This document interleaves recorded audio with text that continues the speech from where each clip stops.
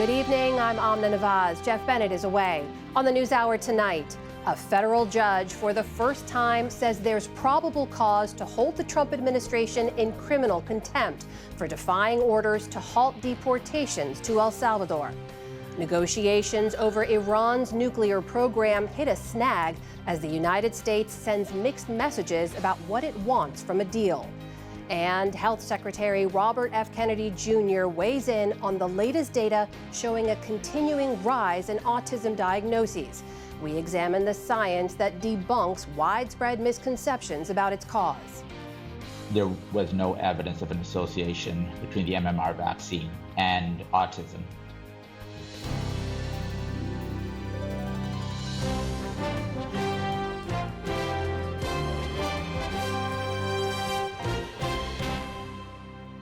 Major funding for the PBS NewsHour has been provided by...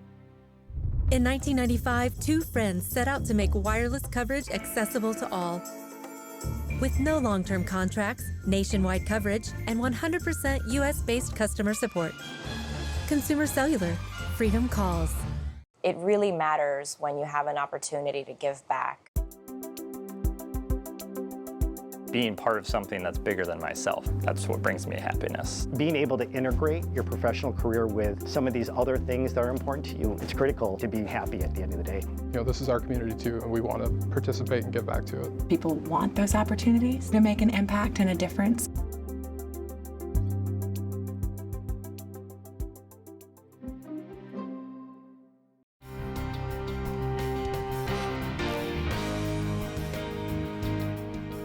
The Judy and Peter Bloom Kovler Foundation, upholding freedom by strengthening democracies at home and abroad. The Walton Family Foundation, working for solutions to protect water during climate change so people and nature can thrive together. Supported by the John D. and Catherine T. MacArthur Foundation, committed to building a more just, verdant, and peaceful world. More information at macfound.org. And with the ongoing support of these institutions.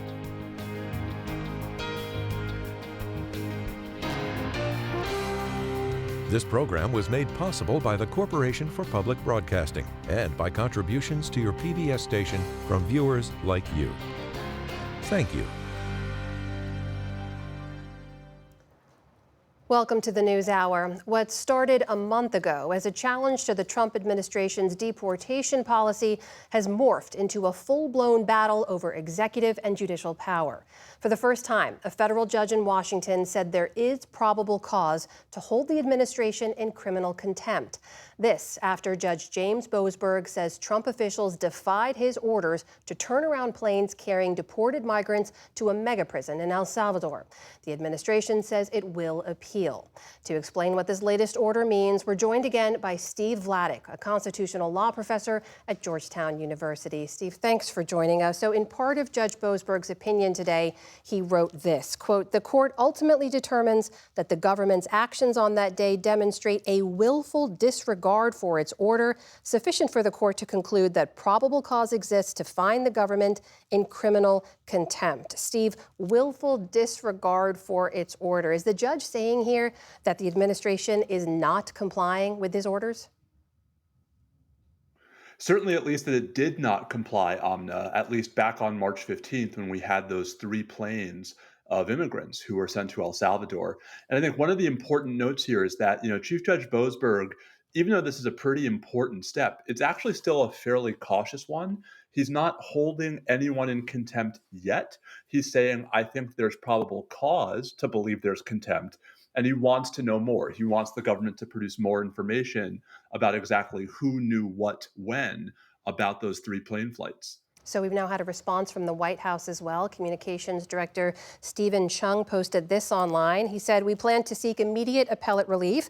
The president is 100% committed to ensuring that terrorists and criminal illegal migrants are no longer a threat to Americans and their communities across the country." So, Steve, the administration will appeal. Given that the judge here is looking for more information, what does that mean for what happens next? Yeah, I think we're going to see 2 tracks on that. I think we're going to see the government try to appeal. One of the tricky parts here is that because Chief Judge Boasberg did not take that next step, did not hold anyone in contempt. Not clear this is the kind of order that even can be appealed. Not sure that the appellate courts or the Supreme Court are going to want to deal with it at this juncture.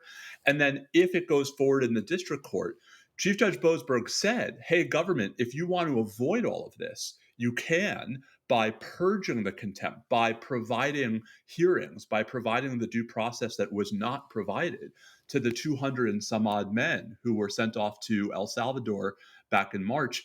Amna, that would be an easy way for the government to make this case go away. I think it's pretty clear the White House, for whatever reason, wants this fight. And so then the question is, assuming that the White House doesn't comply, doesn't purge the contempt, and isn't able to get relief from the appellate courts, what happens if and when Judge Boasberg takes that next step and holds individual officials in contempt?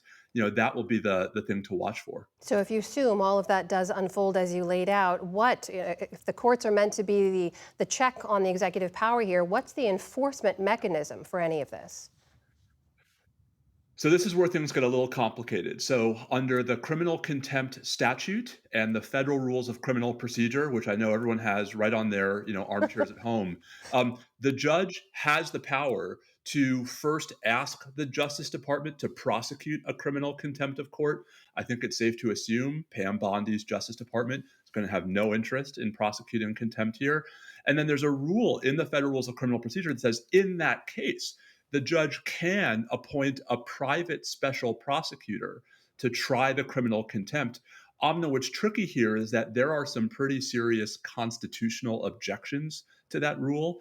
Just a couple of years ago, two Supreme Court justices, Justice Neil Gorsuch and Justice Brett Kavanaugh, suggested that that rule might not be valid. And so I think it's going to be a question of whether, if you're Chief Judge Boasberg, if we get to that point, you push ahead anyway and appoint a private outside prosecutor to try this case, or whether by that point you've made your point and you hold officials in contempt, you point out that the Justice Department's refusing to prosecute, and you say hopefully there will be political consequences for this kind of unprecedented defiance of a federal court. I suspect we're going to find out the answer to which of those options he pursues sooner rather than later. Steve, I apologize for asking a big question with 30 seconds left, but last time you and I talked, we talked about this idea of a constitutional crisis, about whether or not the president was outright defying a court order. Back in February, you said, I don't think we're there yet. Do you still feel the same way? I think we're still not to the point where the court has ordered him to do something and he's saying, nice try, I don't believe you. But Amna, we're getting closer. I mean, both sides are ratcheting up the stakes. And so I think the question is ultimately going to be one not for Chief Judge Boasberg, but for the Supreme Court. Can you continue to try to walk this tightrope? Or at some point, you're going to have to get off the fence. And if you get off the fence, do you get off the fence in favor of the power of the courts? Or do you get off the fence in favor of, packing up and going home and letting the Trump administration do what it wants? Steve Vladeck, always good to speak with you. Thank you very much. Thank you.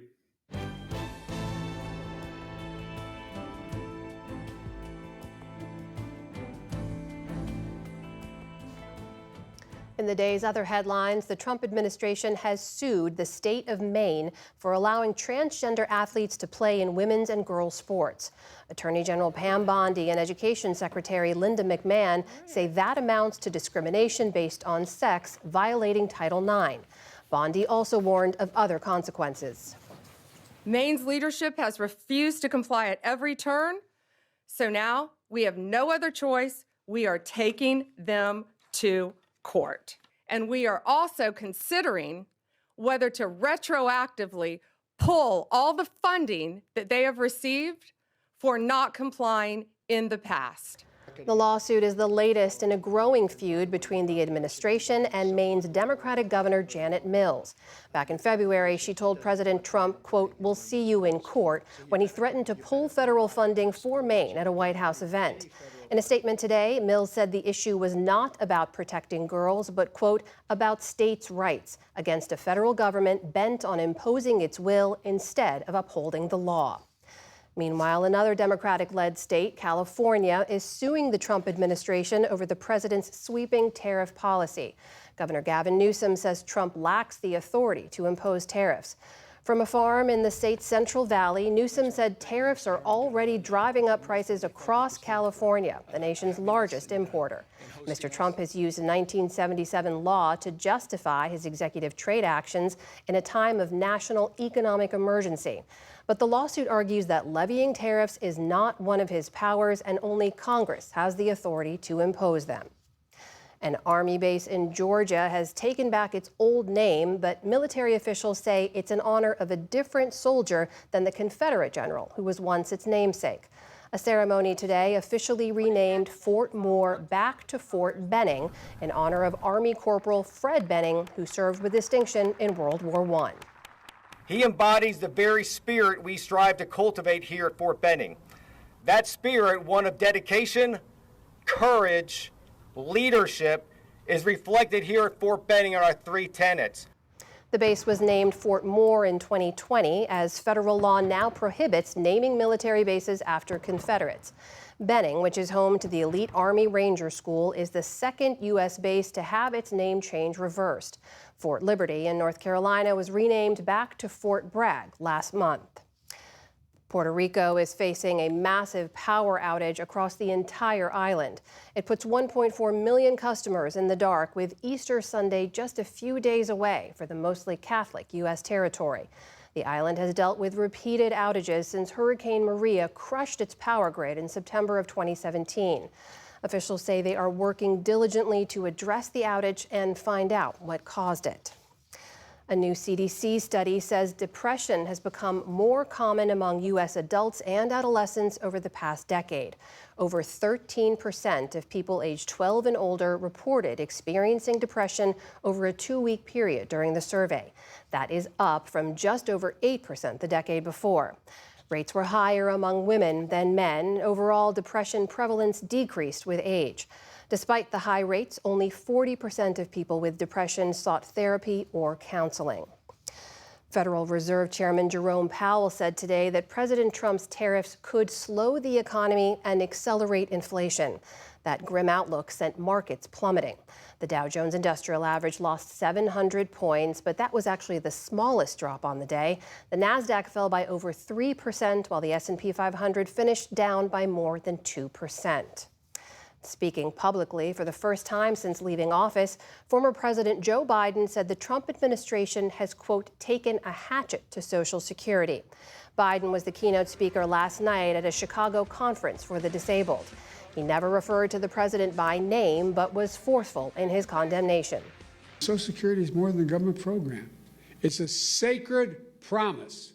They're shooting first and aiming later. And as a result, the result is a lot of needless pain and sleepless nights. Biden joined the chorus of Democrats weighing in on President Trump's turbulent leadership, focusing especially on his staffing cuts across the government workforce.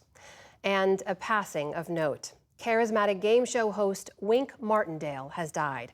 He started as a radio DJ in his native Tennessee before quickly landing his own TV show, where in 1956, a young Elvis Presley joined him for one of his first ever televised interviews.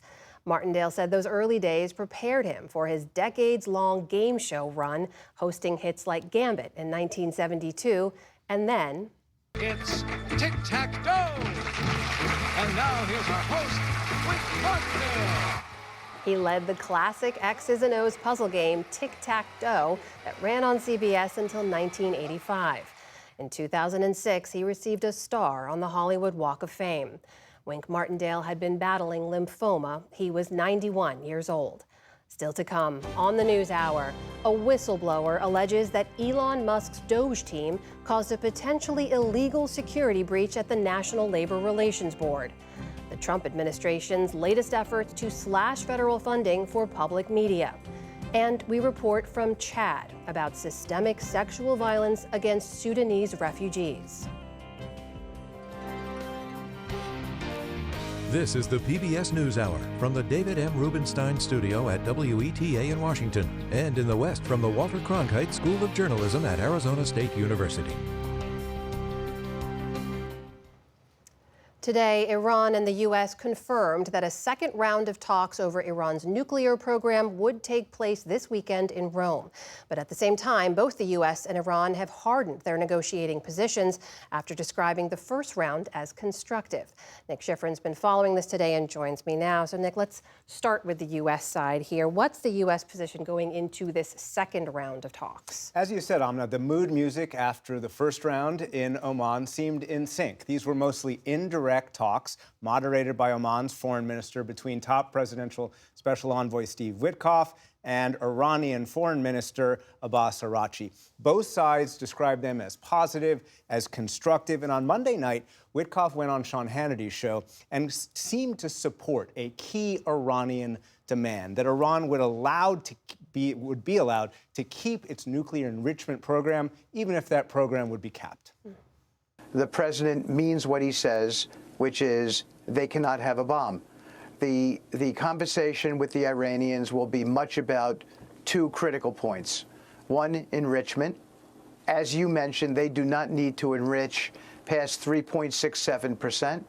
Recall, Ahmed, that is the number from the 2015 Iranian nuclear deal, also known as JCPOA. It capped Iranian enrichment at 3.67%, a number related to the core of Iran's reactor. It also capped Iran's nuclear enrichment stockpile, and it guaranteed more access to Iranian facilities in exchange for sanctions relief on Iran. Today, 7 years after the U.S. withdrew, Iran enriches up to 60%. That is a small step away from weapons grade and has a total enrichment stockpile that is 25 times what it was 10 years ago. But President Trump and his allies have long criticized the JCPOA because the caps on Iran's program expired after a number of years, and the deal allowed Iran to keep that enrichment program. And that comes to where the U.S. is hardening its position just in the last day. Just hours after that Hannity interview, after a Situation Room meeting with President Trump, Witkoff posted this statement on X. He said, quote, "Iran must stop and eliminate its nuclear enrichment and weaponization program." Let's keep that up for a second. Eliminate its enrichment program. That is a direct reversal of what he said on Monday night, because he's saying there Iran should not be allowed to enrich at all. An official familiar with these negotiations tells me that, quote, President Trump likes to keep people off balance, and that the U.S. policy right now is what Witkoff posted on X. So at least in public, that means that the U.S., regardless of what Witkoff said previously, is demanding Iran dismantle its enrichment program. So mixed messages there from the U.S. Where does all of that leave Iran? Today, Araghchi criticized Witkoff's conflicting statements, and he specifically said that Witkoff's demand for Iran dismantled that program, that was an Iranian red line. We have heard contradictory and conflicting stances. Mr. Witkoff has spoken in various ways. The true stance will become clear at the negotiation table. What is certain is that Iran's enrichment is a real, accepted, and a factual matter, and we are prepared to build confidence regarding potential concerns, but the principle of enrichment is non-negotiable. Principle is non-negotiable. A U.S. official familiar with the negotiations tells me that they expected Iran to take a hardline position. Quote, "This is a negotiation. This is how it works." They expect those hardline positions on every aspect of what the United States is going to prioritize in these talks. Iranian enrichment, on whether the caps on Iran's program are permanent or whether they sunset, as they did under JCPOA, and the discussion about Iranian missiles. Iran's missile program, the largest in the Middle East, twice used to hit Israel in the last year. Witkoff says they are part of these negotiations. All right, Nick Schifrin, thanks as always for your reporting. Thank you.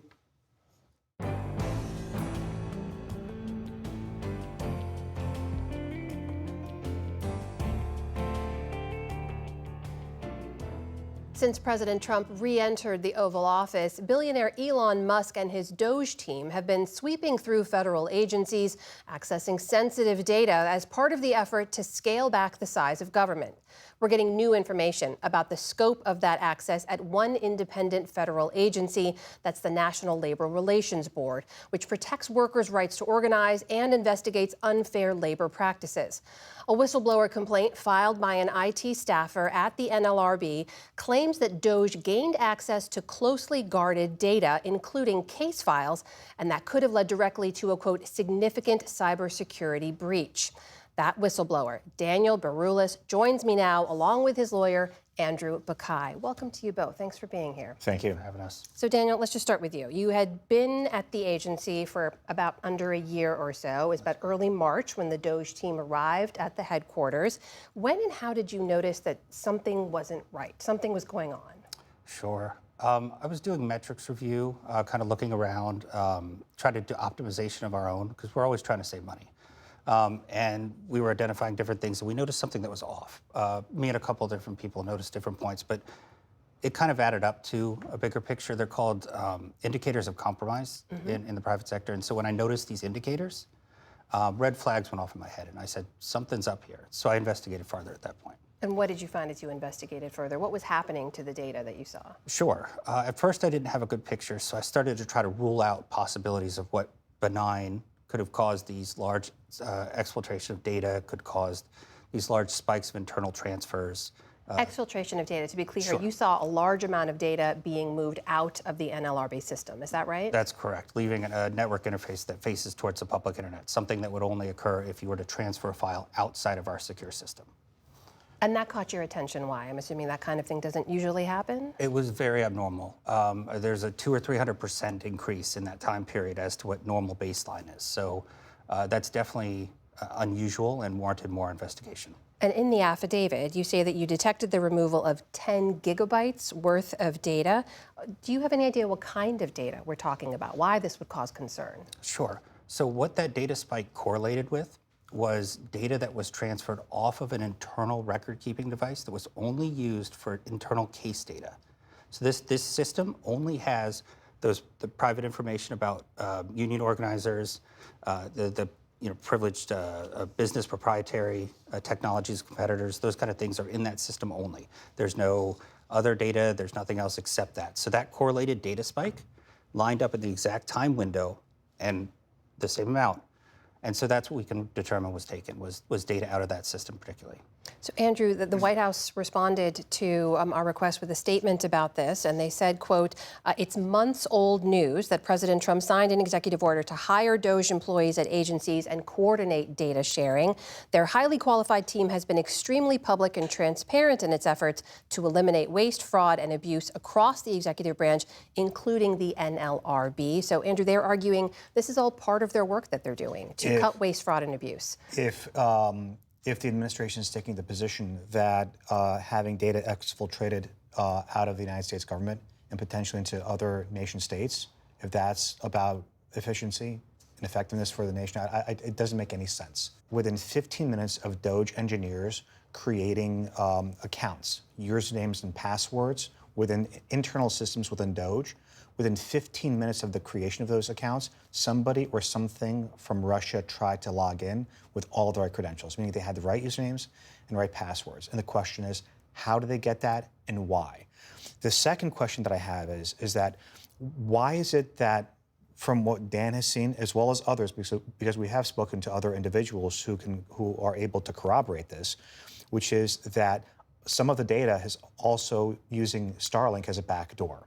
And that's another way to get data out of internal databases within agencies.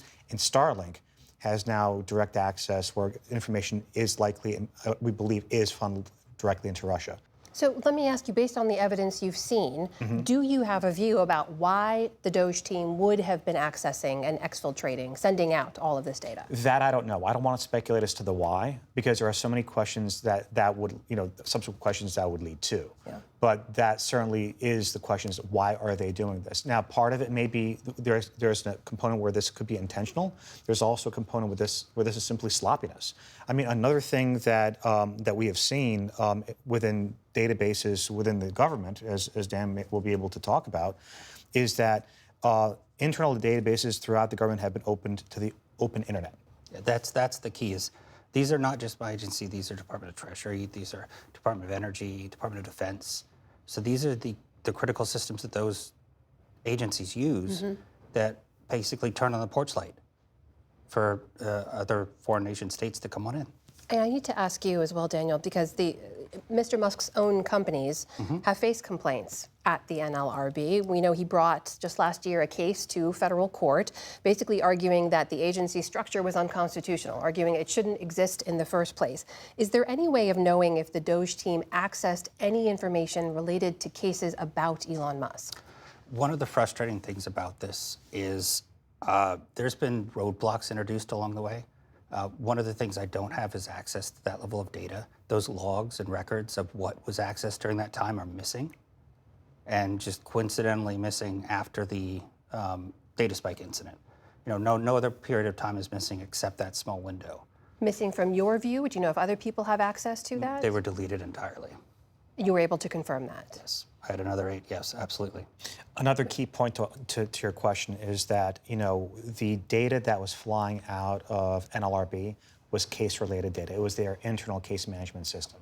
So given the fact that, you know, an entire libraries or an entire encyclopedia worth of information has been flying out, is it plausible that that would include any of Elon Musk's corporate information? It's very possible. These are all questions you still have that we don't have answers to. We don't have answers to that. Can I ask you, Dan, big picture, was it an easy decision to come forward, to say this publicly, to get a lawyer, to be a whistleblower? Why decide to do that? It was never a question whether or not to do the right thing. That was always my agenda. But how I did it, or, you know, whether or not I did it, honestly, was absolutely a question. It's my safety that's, you know, there's so much at play that I didn't realize too, but I'm standing behind it. You know, I'm putting my name to it, and that's just who I am. You mentioned your safety. Why do you mention that? We had an incident in my, go ahead. This is a difficult topic for Tan to discuss, but prior to our filing the whistleblower disclosure this week, last week, somebody went to Dan's home and taped a threatening note, a menacing note on his door with personal information within it. While he was at work, yeah. While he was at work, and it also contained photographs of him walking his dog taken by a drone. So this was on your front door to your home? Taped straight on, not inconspicuous, just right there in a white envelope. You can't get any more direct threat than that. Dan, you said this felt like the right thing to do. What do you want to see happen next? Just a full investigation. That's all I've wanted, is just somebody to come in and validate, tell me why I'm wrong. Just come in and say, this is because of this. And so far, I've been unable to find that. Looked throughout my agency, tried to go outside of my agency, and that was not successful. I just want somebody to look at the data, look at what's happened, you know, find out. That's it. Daniel Baroulis, Andrew Bakai, thank you to you both for being here. Thank you. Appreciate you having us on.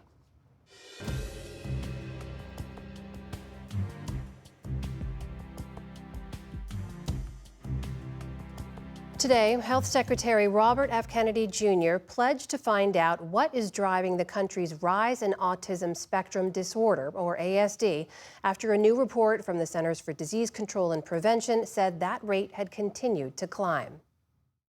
The ASD prevalence rate in 8-year-olds is now 1 in 31. Shocking. There's an extreme risk for boys. Overall, the risk for boys of getting an autism diagnosis in this country is now 1 in 20. The CDC said the increase was most likely driven by better screening and diagnosis, which Kennedy rejected. Separately, there are reports that the CDC plans to study a supposed connection between autism and vaccines, despite dozens of studies showing no connection between the two. Ali Rogan digs into the science. Health Secretary Robert F. Kennedy Jr. has recently delivered contradictory messages on vaccines. In one interview recommending them, it's one thing to say the measles vaccine is the best way of preventing spread, but it's another thing to then say, and therefore, we suggest that you get the measles vaccine. We encourage people to get the measles vaccine. While in another, again raising questions about a link between vaccines and autism that has been thoroughly studied and debunked. The studies that they did were very, very narrow. More than 25 years ago, a supposed link between autism and the measles, mumps, and rubella vaccine was put forward by British doctor Andrew Wakefield, a gastroenterologist and surgeon who in 1998 authored this study in the Lancet Medical Journal. The study was based on just 12 cases of vaccinated children, but contained no control group, patients who hadn't been vaccinated for comparison, and it relied on parents' memories rather than official records. it was quickly criticized for its flaws and later revealed that Wakefield hadn't disclosed conflicts of interest, that he was being paid to work on a lawsuit against vaccine companies, and that he had falsified some medical records to support his conclusion. We were able to show that he'd manipulated it, the study, and fabricated the appearance of a link with autism for personal gain and personal glory. And the result of that was that he was banned from medicine, and the research paper that he published was retracted by the Lancet. Yet the alarm he created was real, leading to falling MMR rates and rising measles cases. Researchers around the globe set out to test Wakefield's findings, with studies that track large populations over time, that compare affected groups against those without a condition, and that analyze other research. We sought to confirm, to test the hypothesis that had been raised by the findings of the Wakefield study. This was a systematic review of the existing evidence. Dozens of studies came to the same conclusion. There was no evidence of an association between the MMR vaccine and autism. There was no association whatsoever in our study. So that's what the science tells us. But many who continue to question vaccine safety, like Kennedy, ask, what then is behind the dramatic rise in autism rates? Autism rates have gone from 1 in 10,000 or 1 in 1,500 to 1 in 10,000, depending on what study you look at. In my generation, as 70-year-old men today, in our children, it's 1 in 34. You can't even believe these numbers. 1 in 10,000 children had autism, 1 in 10,000, and now it's 1 in 36. There's something wrong, 1 in 36, think of that. There was one landmark 1989 study of individuals in Utah which found the rate was 4 in 10,000, not 1 in 10,000, as Trump and Kennedy said.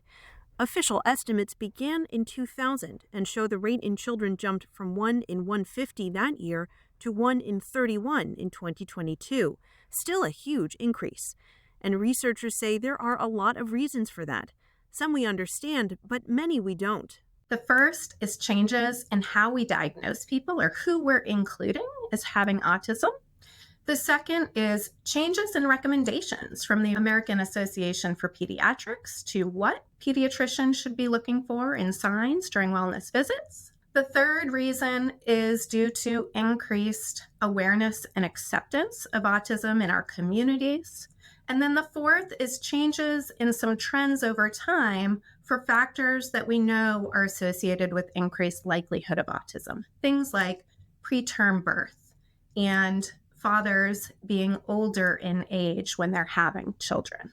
But those alone don't explain all of the increase. Some of the things my lab studies and has focused on have been genes and how genes contribute to autism and how other environments or environmental factors also contribute to autism and brain development.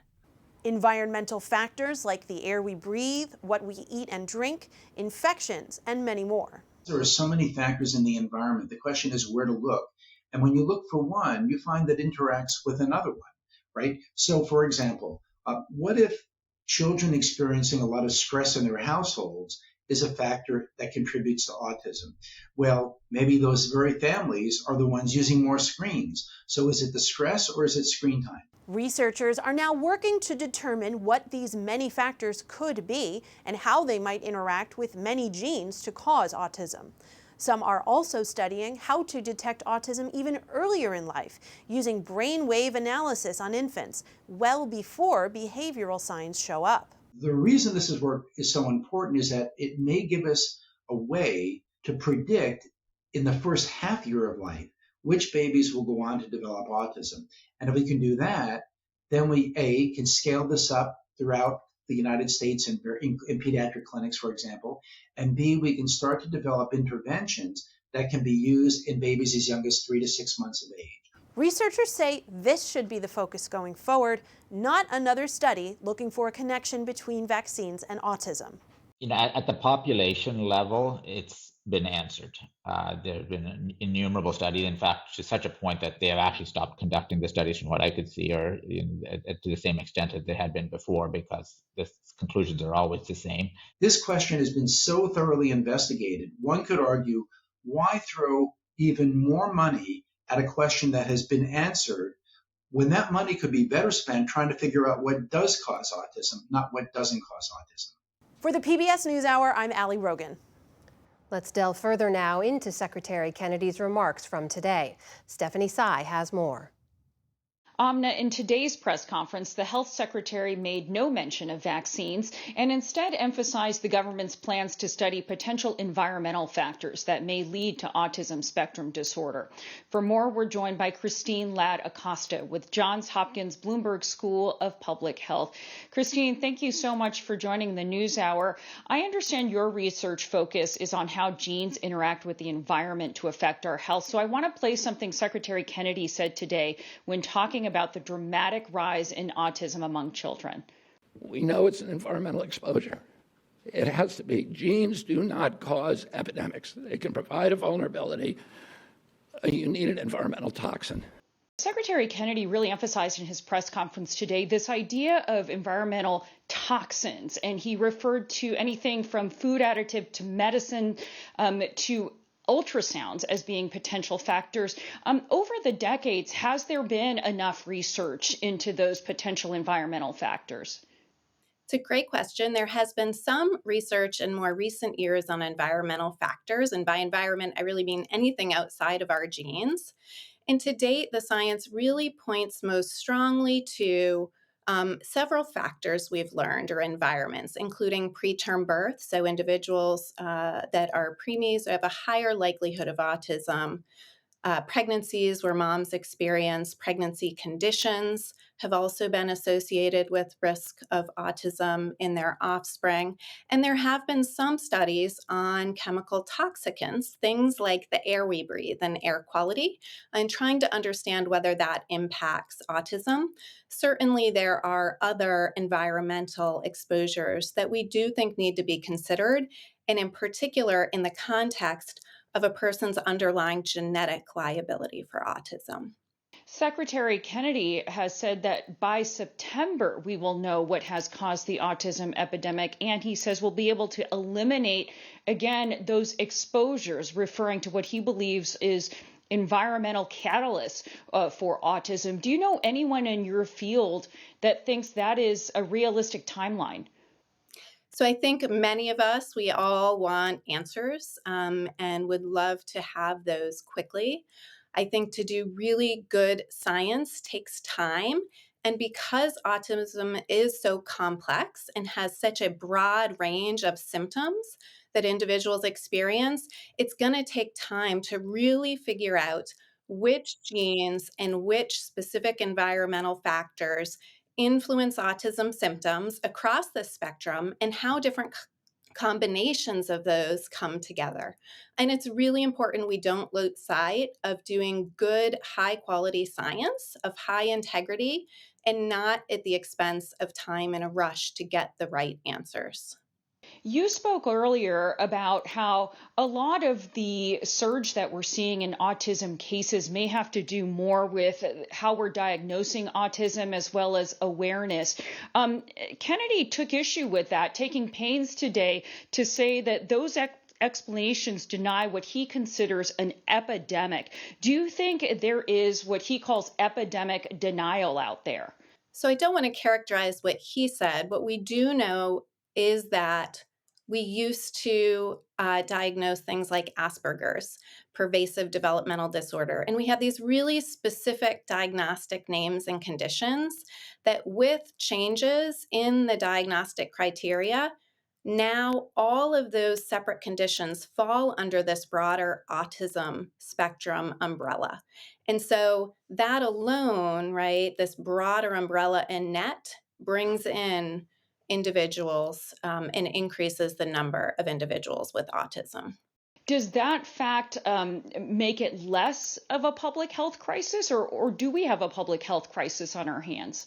There are a large number of individuals living in our communities with autism that have a wide range of needs, care needs, and a range of symptoms they experience. Many of them have other co-occurring conditions that impact their daily living and quality of life, that they want answers for how they can address those conditions to improve their quality of life.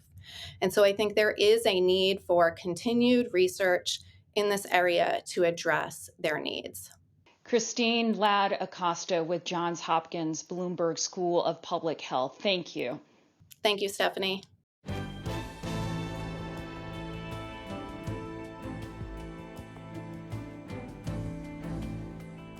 As we've been reporting, the Trump administration wants to cut the federal funds that support public media in the U.S., which would impact NPR and PBS and the roughly 1,500 local public media stations across the country. It would, of course, also affect national programs like the NewsHour. The Trump administration has now drafted a memo that could make those cuts happen soon. William Brangham's been following all of this and joins me now. So, William, the administration is asking Congress to cut funds to the Corporation for Public Broadcasting. That's a congressionally created entity through which NPR and PBS get federal funding. What are they asking Congress to do here? They're asking Congress to use a process known as rescission, which allows Congress to claw back money that has already been appropriated. And just to back up for a second, CPB is funded on this a 2-year cycle, and that's by design. Originally, that was to insulate CPB from any political interference. So CPB gets about a little more than $500 million a year. That costs about $1.50 per year per American. And the administration wants that 2-year chunk, which is about $1 billion, immediately cut. So that's the money that would have been appropriated for the next 2 fiscal years, starting in this fall. So what is the process here? How could this unfold? This is part of a series of rescissions, so that the White House is asking for this money to be cut, as well as money cut from USAID and the U.S. Institute for Peace. Procedurally, this request will go to Congress when they get back from recess at the end of the month. That starts a 45-day period where the House and the Senate can look at this request, they can change it, approve it, deny it. One thing to note, in the Senate, the normal filibuster rules would not apply. So to pass it, they would only need 51 votes. The GOP has 53 votes in the Senate. So if they approve those cuts, those would happen starting in October. So if the cuts are approved and if they move forward, what have we been hearing from public media leaders about what kind of impact those cuts could have?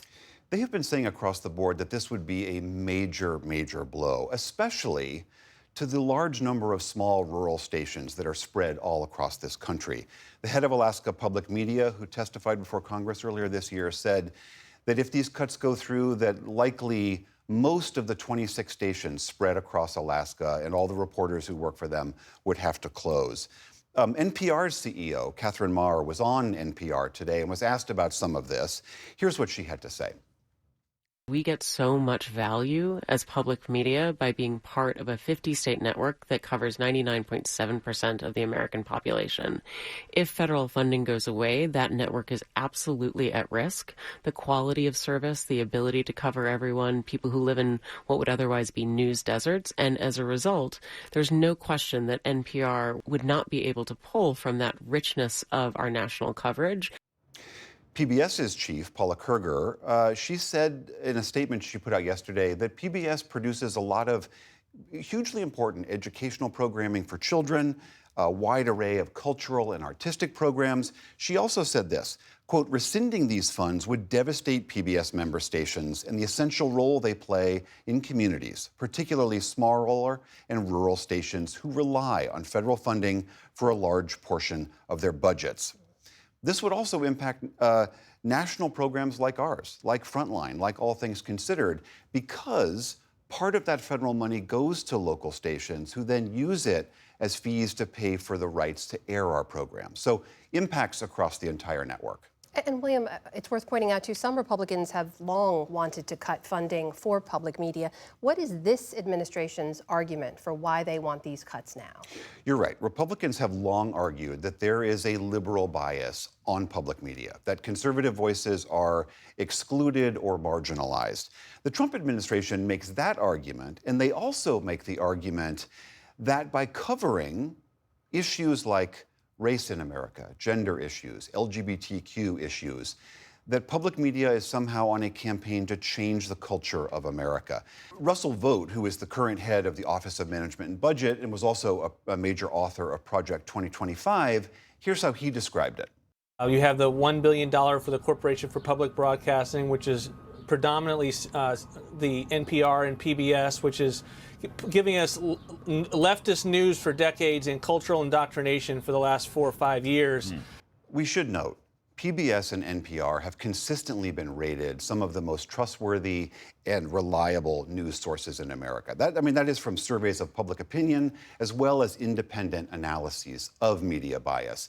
And also polls have showed that the audience of public media in America does cover the full political spectrum of this country. Also worth noting, for example, on this program, we regularly invite and host conservative and Republican voices. William Brangham, thank you so much for that. Thank you.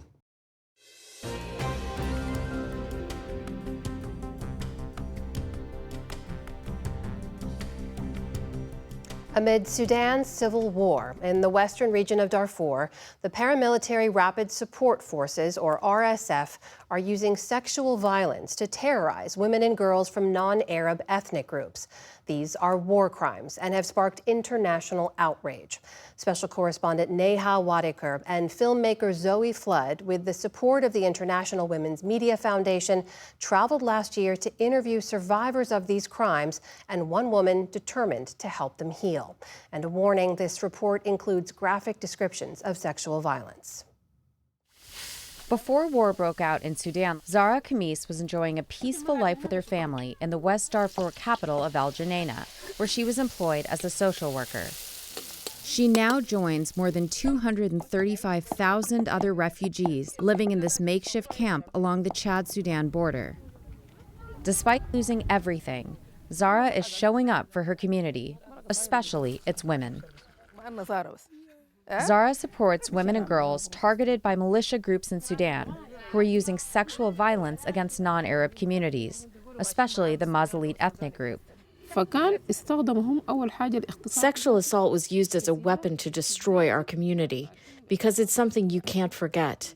Anytime you see a child who's a result of the violence, then you remember what happened. That's why sexual violence is used as a weapon against us. It's impossible to determine how many women and girls have been targeted by ethnically motivated sexual attacks in Darfur.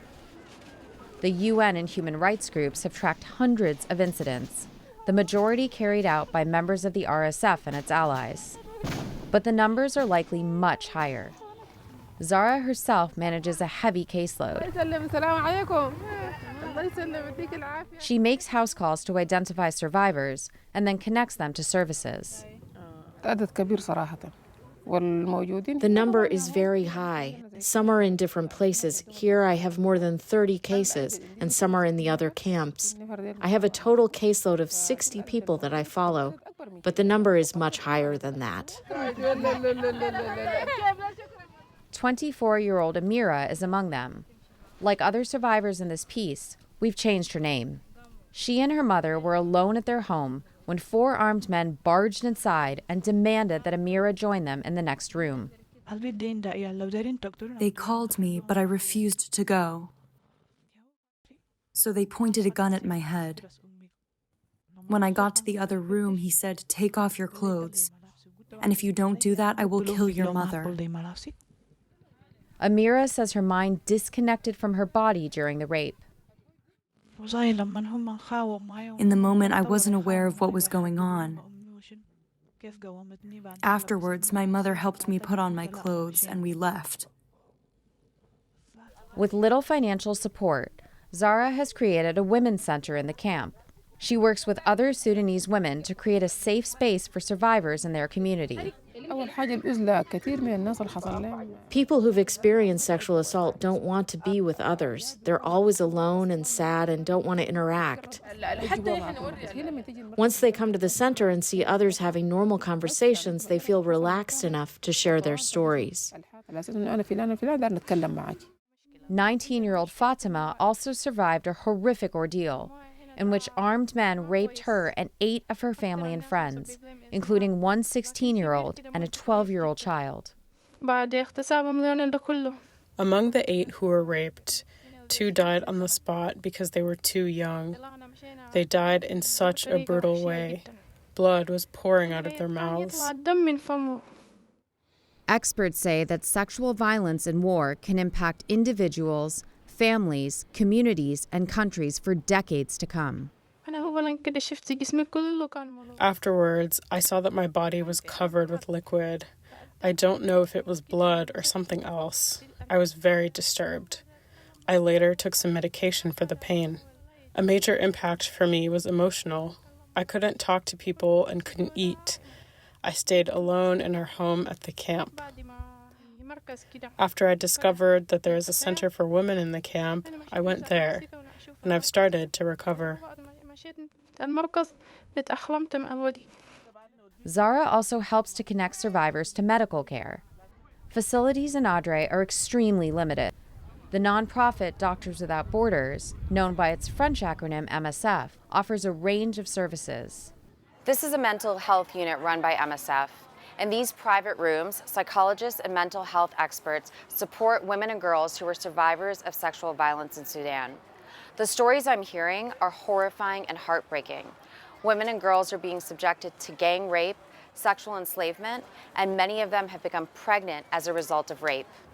As well as treating walk-in patients, MSF runs community outreach in the camp to make people aware of its services. Staff have to be particularly sensitive when mentioning sexual violence. Community stigma around rape and sexual assault leads to severe underreporting. Zara is working hard to support women here in Chad while dealing with her own deep trauma and loss. ولدي اسمه فتح الرحمن. اسمي فتح الرحمن. وعمره 17 سنة. 17 years. Her firstborn son, Farar Rahman Abdullah, was killed in an RSF attack as the family fled to Chad. He was just 17 years old. Her father was also killed while escaping from El Geneina. He always said that he wanted to become an engineer. He wanted to study electricity. He was very determined and learned to speak English. Sometimes his friends would come over and ask, "Can your mother cook for us?" if they wanted to take a picnic out of town on the weekend, and I would prepare food for them. Zara lost her job, her home, her father, and her son on the same day. But she never lost her commitment to fighting for the rights of women and girls. She is also working with other human rights activists to try to seek justice for the survivors. Khalid Suleimani is a Sudanese lawyer who represented survivors of violence back in Darfur, often at great personal risk. For cases involving sexual violence or murder, we've always been threatened. Khalid was lucky to escape to Adre. Other human rights lawyers were brutally murdered, targeted because of their work. There was so much violence. They gouged out their eyes, slaughtered them. It was very brutal, and I saw it with my own eyes.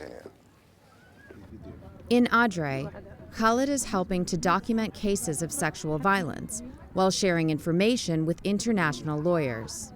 I am extremely concerned about allegations of widespread international... Karim Khan, the prosecutor of the International Criminal Court, is currently investigating the ongoing violence in Sudan, with a focus on crimes relating to sexual violence and rape. The evidence my office has collected to date seems to show credible, repeated, expanding, continuous allegations of attacks against the civilian population. It seems to show the widespread, prevalent use of rape and other forms of sexual violence. But Khalid knows that getting justice for the recent crimes in Darfur will be hard to achieve. In the short term, it will be difficult for the survivors to get justice because the victims of the genocide in 2003 are still not getting justice. For women and girls who have survived rape in Sudan, the road to justice is a long and hard one. Most, if not all of these women will never have the opportunity to bring their perpetrators to account. For now, all they can do is mourn what they've lost, try to recover the best they can, and adjust to their new lives here in Chad. And perhaps with Zara's help, their adjustments will now be a little easier. For PBS NewsHour, I'm Neha Wadekar in Adre, Chad.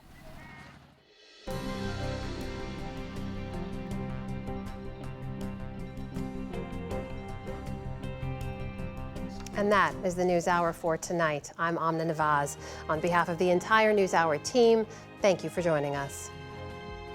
Major funding for the PBS NewsHour has been provided by Cunard is a proud supporter of public television.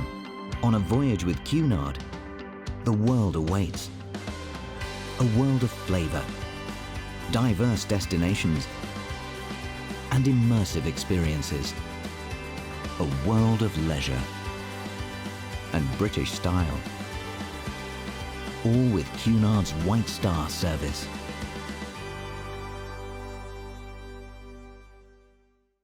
Certified financial planner professionals are proud to support PBS NewsHour. CFP professionals are committed to acting in their clients' best interest. More information at letsmakeaplan.org.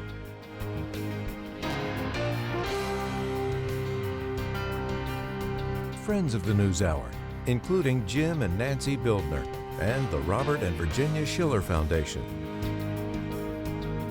The Ford Foundation, working with visionaries on the front lines of social change worldwide. And with the ongoing support of these individuals and institutions.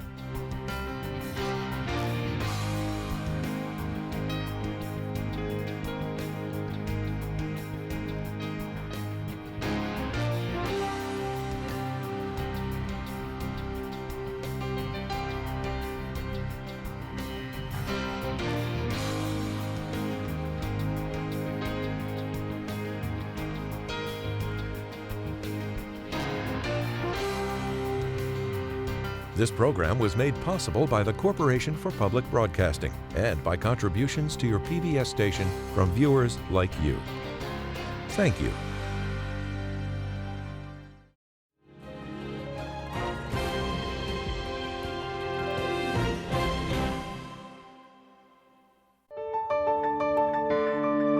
You're watching PBS.